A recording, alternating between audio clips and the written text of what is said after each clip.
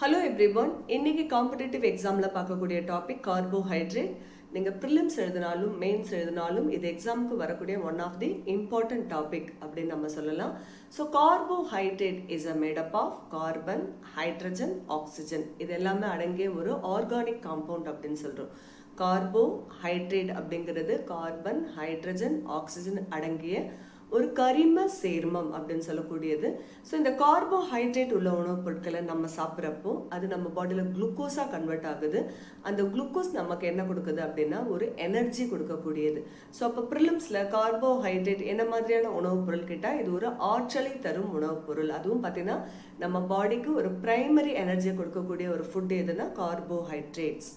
So இந்த கார்போஹைட்ரேட்ஸை நம்ம 3 டைப்ஸாக பிரிக்கலாம். ஒன்று மோனோசாக்கரைட்ஸ், டைசாக்கரைட்ஸ் அண்ட் பாலிசாக்கரைட்ஸ். ஒற்றை சர்க்கரை, இரட்டை சர்க்கரை, கூட்டு சர்க்கரை.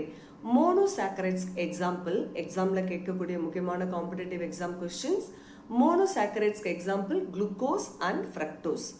குளுக்கோஸோட மூலக்கூறு வாய்ப்பாடு மாலிகுல் ஃபார்முலா C6H12O6 அப்படின்னு சொல்லக்கூடியது. ஸோ டைசாக்கரைட்ஸ்க்கு எக்ஸாம்பிள் சுக்ரோஸ் அண்ட் பாலிசாக்கரைட்ஸ் கூட்டு சர்க்கரைக்கு எடுத்துக்காட்டு starch, cellulose, hemicellulose and glycogen.